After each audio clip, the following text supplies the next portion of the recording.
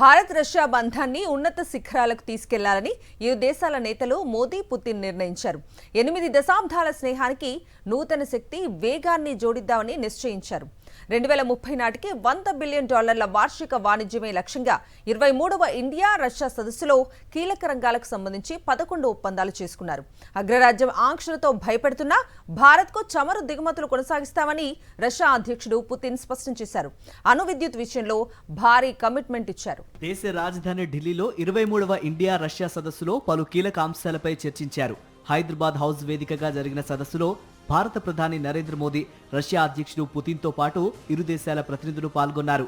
Bharat Russia మధ్య ప్రత్యేక వ్యూహాత్మక భాగస్వామ్యాన్ని మరింత బలోపేతం చేసుకోవాలని మోదీ, పుతిన్ నిర్ణయానికొచ్చారు. సదస్సులో ఇరు దేశాల సంబంధాల్లో పురోగతితో పాటు ముఖ్యమైన అంశాలపై చర్చించారు. ఈ సందర్భంగా ఆరోగ్యం, రవాణా, వలసలు, ఆహార భద్రత, షిప్పింగ్, ప్రజల మధ్య అనుసంధానం తదితర అంశాల్లో పరస్పర సహకారానికి సంబంధించి ఇరుపక్షాలు కీలక ఒప్పందాలపై సంతకాలు చేశాయి. మొత్తం 11 ఒప్పందాలు చేసుకున్నాయి. ముఖ్యంగా రక్షణ రంగంలో ఆయుధాలు, మిలిటరీ హార్డ్వేర్ తయారీలో సహకారానికి ఒప్పందం కుదిరింది.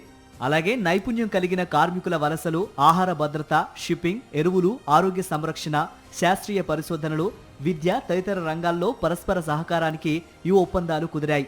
ప్రతిభావంతులైన భారతీయ కార్మికులను తమ దేశంలో నియమించుకోవడానికి వీలుగా రష్యా ప్రభుత్వం భారత్తో ఒప్పందం కుదుర్చుకుంది. రెండు దేశాల మధ్య వార్షిక వాణిజ్యాన్ని 2030 నాటికి $100 బిలియన్ చేర్చడమే లక్ష్యంగా ఆర్థిక సహకార కార్యక్రమంపై భారత, రష్యా అంగీకారానికి వచ్చాయి. ఇరు దేశాల ద్వైపాక్షిక సంబంధాలను ఉన్నత శిఖరాలకు చేర్చాలని అధినేతలు నిర్ణయించారు. 8 దశాబ్దాల స్నేహ సంబంధాలకు నూతన శక్తి, వేగాన్ని జోడించాలని తీర్మానించారు. అమెరికా టారిఫ్లు, ఆంక్షల నేపథ్యంలో పరస్పర సహకారాన్ని మరింత బలోపేతం చేసుకోవాలన్న నిర్ణయానికొచ్చారు. సదస్సు అనంతరం మోదీ, పుతిన్ ఉమ్మడిగా మీడియాతో మాట్లాడారు.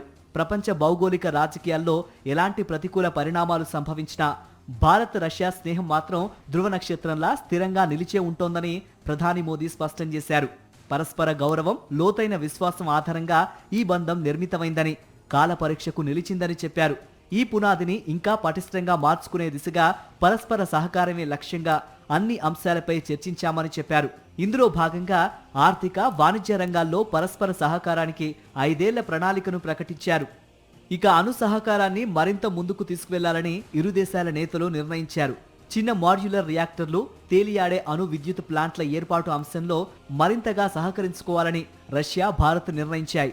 శుద్ధ ఇంధన వినియోగాన్ని భారీగా పెంచుకునే లక్ష్య సాధనలో భాగంగా పౌర అవసరాల కోసం అణు విద్యుత్ ఉత్పత్తి సామర్థ్యాన్ని రెట్టించాలని ఇరు దేశాలు సంకల్పించాయి.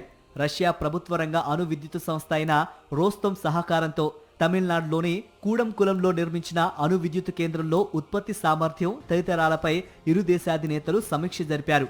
చిన్న మాడ్యులర్ రియాక్టర్ల నిర్మాణంలోనూ భారత్కు సహకరించాలని రష్యా నిర్ణయించింది.